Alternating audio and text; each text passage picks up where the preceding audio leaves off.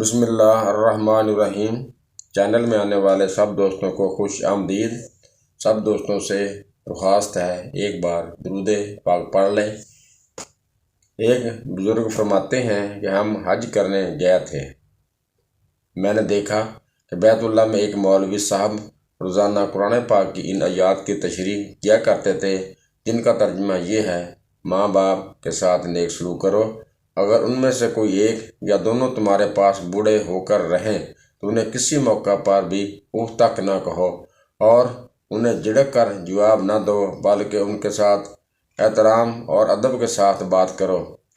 نرمی اور رحم کے ساتھ ان کے سامنے جھکے رہو اور دعا کیا کرو کہ اے پروردگار ان پر رحم فرما، جس طرح انہوں نے رحمت و شفقت کے ساتھ بچپن میں مجھے پالا تھا۔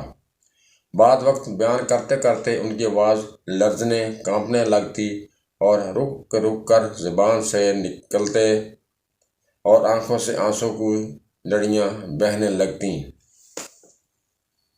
میں نے اپنے ساتھیوں کی طرف دیکھا تو وہ بھی میری طرح سب حیرت زدہ ہیں کہ آخر ان آیات قرآن کی تشریح میں مولوی صاحب پر اس قدر گریہ زاری کیوں طاری ہو جاتی ہے۔ اس کی وجہ ان سے ضرور دریافت کرنی چاہیے تاکہ ہمیں بھی کچھ نصیحت حاصل ہو۔ لہٰذا جب وہ وعظ ختم کر چکے تو ہم نے ان کو چائے پینے کے لیے کہا۔ ہمارے زیادہ شرارت کرنے سے مولوی صاحب مان گئے۔ ہم حرم شریف سے باہر نکل کر ایک ہوٹل میں چائے پینے بیٹھ گئے۔ حج کے دنوں میں حرم شریف کے آس پاس جتنے ہوٹل ہوتے ہیں وہ اکثر دن رات کھلے ہی رہتے ہیں۔ غرض ہم بھی ایک ہوٹل میں جا کر چائے پینے لگے اور باتیں کرنے لگے۔ باتوں باتوں میں ہم نے مولوی صاحب سے پوچھا، مولانا صاحب، کیا آپ ہمیں اتنا فرمائیں گے اور اس پر وضاحت کے ساتھ روشنی ڈالیں گے کہ ان آیات الہی کی تشریح میں جناب اتنے غمگین اور افسردہ کیوں ہوتے ہیں؟ مولانا صاحب نے اس طرح سے واقعہ بیان کرنا شروع کیا کہ میں کلکتہ کے قریب ایک گاؤں کا رہنے والا ہوں۔ میرے والدین شہر میں رہتے تھے اور میرے والد ایک پرائیویٹ کارخانے میں ملازم تھے۔ پڑھے لکھے تو معمولی سے تھے لیکن نہایت نیک اور خدا ترس آدمی تھے۔ میری عمر ابھی 4 سال ہی کی تھی کہ مجھے ایک اسلامی اسکول میں داخل کرا دیا گیا۔ میرے والدین مجھے دینی علوم کی تعلیم دلانا چاہتے تھے، اس لیے میں نے 18 سال کی عمر میں عربی سیکھ لی۔ میں دینی تعلیم کے دوران انگریزی بھی پڑھتا رہا۔ والد صاحب کے ایک دوست کے مدرسے سے میں نے میٹرک یعنی 10ویں جماعت کا امتحان پاس کر لیا۔ میری خواہش افسر بننے کی تھی۔ میں نے والد صاحب سے اس کا ذکر کیا۔ والد صاحب کو اس زمانے میں نوکری کے 200 روپے ملتے تھے، جن سے پورے گھر کا خرچ چلانا پڑتا تھا اور آئندہ کے لیے فکر کرنی تھی۔ میرے والد صاحب کا یہ خیال تھا میں اب کوئی ملازمت کر لوں تاکہ گھر کا انتظام سنبھالنے میں آسانی ہو، لیکن میرا پکا ارادہ کالج میں داخل ہونے کا ہو چکا تھا۔ میں نے والد صاحب کی بےحد خوشامد کی اور ان کو منا لیا۔ آخرکار والد صاحب راضی ہو گئے۔ میں نے ایک کالج میں داخلہ لے لیا۔ میری والدہ بڑی کفایت شعار اور عقل مند تھیں۔ اپنے خالی وقت میں وہ موم بتیاں بنا کر اچھے خاصے پیسے بنا لیتی تھیں۔ اس طرح ان کو محنت تو بہت کرنی پڑتی لیکن وہ میری سب ضروریات پوری کرتیں۔ فیس تو والد صاحب دے دیتے تھے اور دوسری ضروریات کے لیے میری والدہ مجھے چپکے سے روپے بھیج دیتیں۔ مجھے معلوم تھا کہ والد صاحب بھی میرے اخراجات اور دوسرے بھائیوں کی تعلیم و تربیت کے لیے ڈیوٹی سے زیادہ وقت کام کرتے تھے۔ اس طرح ان کو زیادہ پیسے حاصل ہو جاتے اور ہمارا خرچہ چلتا رہا۔ میں نے 6 سال میں ڈگری حاصل کر لی۔ میں نے ڈگری تو بے شک حاصل کر لی، مگر اس کالج کی تعلیم کے دوران اور اس زمانے میں کالج کے ماحول کے رہن سہن نے میرے اسلامی شعار اور طریقے کو بالکل ہی بدل دیا اور میں اسلامیت کو کل بھول چکا تھا۔ اس لیے یہ ماحول ہی نیا اور ایسا تھا کہ میں وہاں کا رنگ لیے بغیر نہ رہ سکا۔ میرا ذہن، میرے خیالات جدید تعلیم و تربیت سے بےحد متاثر ہو چکے تھے۔ اب کیسا دین اور کیسے دین کی باتوں پر چلنا اور کیسی نماز روزہ کرنا، میرے حالات اور خیالات سب ہی بدل چکے تھے۔ میں نے چھٹے سال پورے کالج میں اول نمبر کی کامیابی حاصل کی، اس لیے درخواست دینے پر مجھے اس کالج میں ملازمت مل گئی اور میں 350 روپے ماہوار تنخواہ پانے لگا۔ چند سالوں میں میری تنخواہ 500 روپے ماہوار ہو گئی۔ اب والدین نے میری شادی کی فکر کی۔ وہ یہ چاہتے تھے کہ کسی نیک اور دیندار لڑکی سے میری شادی ہو جو گھر میں ایک اچھی بہو کی طرح رہے، لیکن میری خواہش یہ تھی کہ وہ آج کی نئی تہذیب اور نئی تعلیم و تربیت سے واقف ہو تاکہ موجودہ دور اور اعلیٰ سوسائٹی میں کھپ سکے، ہر ایک کے ساتھ شام کھلے عام باتیں کر سکے، ننگے ڈانس دیکھ سکے اور ننگے ڈانس کر سکے، سینہ تان کر بازار میں چل سکے اور ہر بے حیائی کے کام میں ترقی کر کے آگے بڑھ سکے۔ لہٰذا میں نے اپنی پسند کا ذکر اپنی ماں کے ذریعے سے اپنے والد صاحب سے کر دیا، لیکن انہوں نے پسند نہ کیا اور برا مانا۔ لیکن مجھے نئی روشنی کے سوا کچھ دکھائی ہی نہیں دیتا تھا۔ ایسا بھوت سر پر سوار تھا کہ کہاں کا خوف خدا اور کہاں کا دین کا شوق، نہ قرآن مجید سے محبت، نہ نبی کریم صلی اللہ علیہ وسلم سے الفت۔ ہر طرف سے نفس اور شیطان نے پوری طرح سے رنگ چڑھا دیا اور میں اپنی ضد پر قائم رہا۔ ماں باپ کی بات کسی طرح بھی میری عقل میں نہ آتی تھی اور نہ ہی میں ماننے کے لیے تیار تھا۔ بہرحال میں نے والدین کو بار بار اصرار کر کے راضی کر لیا۔ وہ میرے اصرار پر راضی ہو گئے، شاید اسی وجہ سے کہ انہیں اندیشہ تھا کہ اگر وہ انکار کر دیں گے تو شاید میں اپنی من مانی کروں۔ اس خوف سے انہوں نے ہاں کر دی۔ لہٰذا ایک فیشنیبل، جاہل، بے دین، بے زور لڑکی سے میری شادی ہو گئی۔ شادی کو بھی چند ماہ ہوئے تھے کہ والد صاحب کے کارخانے میں ایک گیس کی ٹنکی پھٹ جانے سے ان کی دونوں آنکھیں جاتی رہیں، اس لیے اب وہ کارخانے جانے سے معذور اور بیکار ہو گئے اور کام کے قابل نہ رہے، اور اب وہ گھر میں ہی رہنے لگے اور ان کو کارخانے کی طرف سے ایک معمولی رقم معذوری الاؤنس کے طور پر ملنے لگی۔ میری بیوی کو اسلامی تعلیم و تہذیب سے دور کا بھی واسطہ نہ تھا۔ وہ تو صرف آزاد خیال اور تیز مزاج عورت تھی جس سے نہ خوف خدا اور نہ عشق مصطفیٰ صلی اللہ علیہ وآلہ وسلم۔ وہ کیا جانے اسلام کیا ہے، وہ تو پہلے ہی دین سے جاہل مطلق تھی۔ کچھ اس کی سہیلیوں نے اس کے کان بھر دیے، ارے دیکھو، ساس سسر کی خدمت کرنا تمہارا فرض نہیں، بلکہ ساس سسر تو تمہاری خدمت کے لیے ہیں، تم ان سے جو چاہو خدمت لینا۔ جو لڑکیاں جاہل، گموار اور بے عقل ہوتی ہیں وہ اپنے ساس سسر کی خدمت کیا کرتی ہیں؟ تمہارا کوئی حق نہیں ان کی خدمت کرنے کا، تم اپنے شوہر کی ہو کر رہنا بس۔ اسی وقت میں کسی انگریز سے کم نہ تھا۔ میرے دن رات، صبح شام عیش و مزے میں گزر رہے تھے۔ اب سوائے خواہشات نفسانی کے نشہ کے کچھ یاد ہی نہیں رہتا تھا۔ لیکن جب میں نے دیکھا میری محبوبہ بیوی میرے بوڑھے ماں باپ کی خدمت سے نفرت اور پرہیز کرتی ہے تو میں اس پر ناراض ہوا، لیکن آہستہ آہستہ اس نے مجھ پر جادو کر دیا۔ میں اس کی ہر حرکت پر اظہار پسندیدگی کرتا، میں اس کی تلخ مزاجی اور ڈانٹ ڈپٹ کو بھی جانتا تھا۔ خواہ وہ میرے سامنے میرے والدین کو کچھ بھی برا بھلا کہتی رہتی، لیکن میرے کان پر یوں نہ رینگتی اور مجھے ذرا بھر بھی احساس اور برا معلوم نہ ہوتا۔ اب وہ میرے والدین پر ہر آئے دن طرح طرح کے الزامات لگانے لگی، لیکن کیا کرتا، میں اب صرف نفس کا بندہ بن کر رہ گیا تھا اور روحانی موت مر چکا تھا۔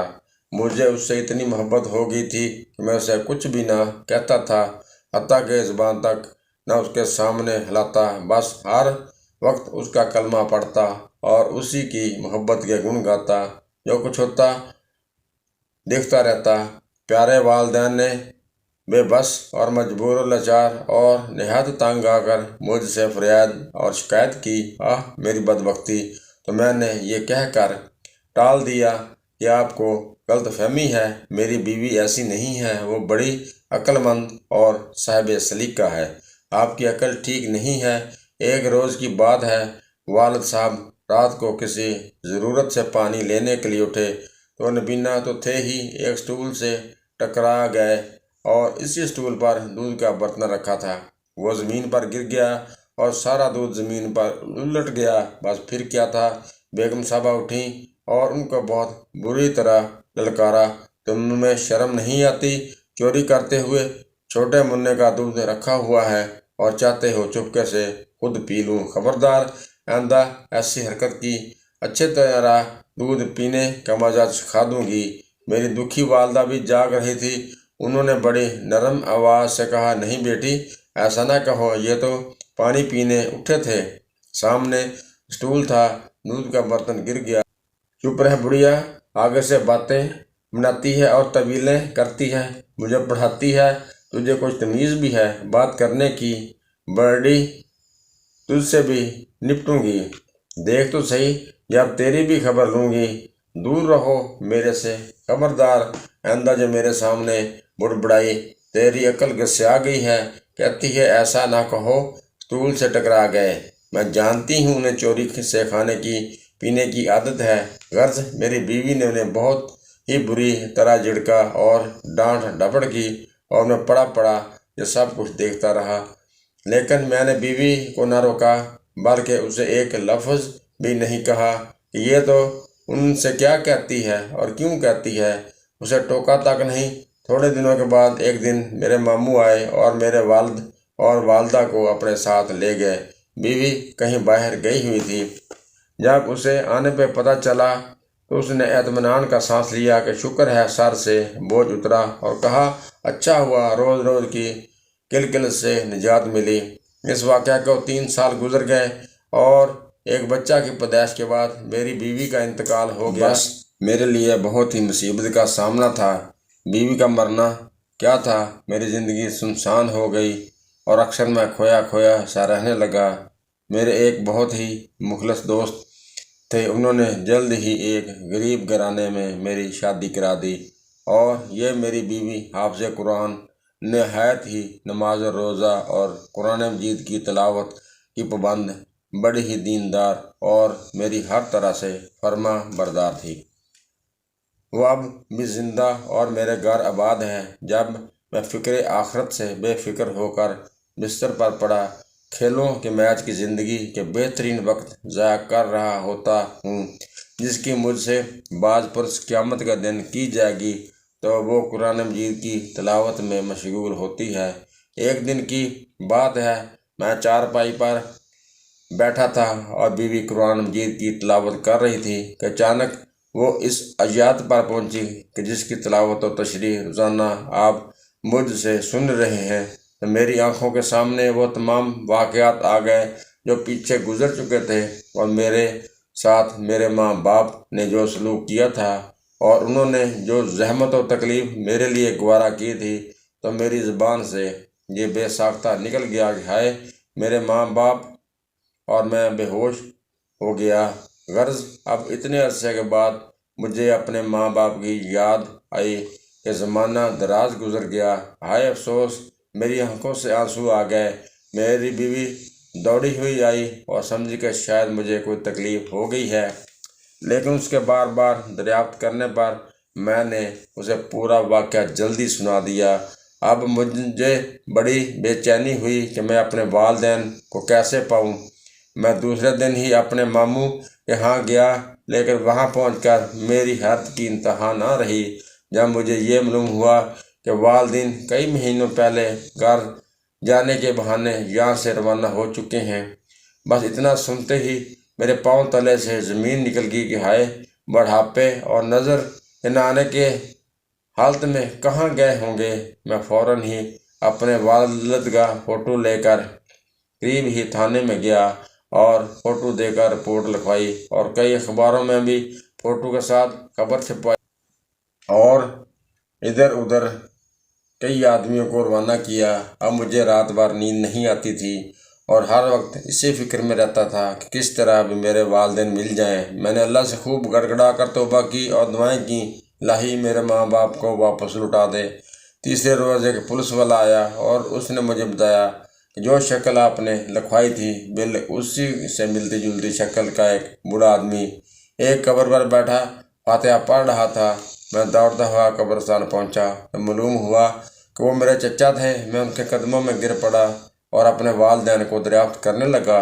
چچا نے نظر اٹھائی اور دو سامنے والی قبروں کو مخاطب کر کے پکارا، کہا بھائی اکرم اور بابی زبیدہ، دیکھو تمہارا لاڈلا افسر آیا ہے۔ اکرم میرے والد کا نام، زبیدہ میری ماں کا نام تھا۔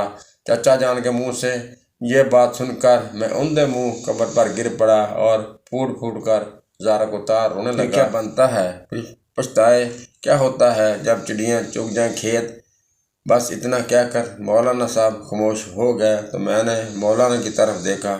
ان کی آنکھوں سے آنسو جاری تھے۔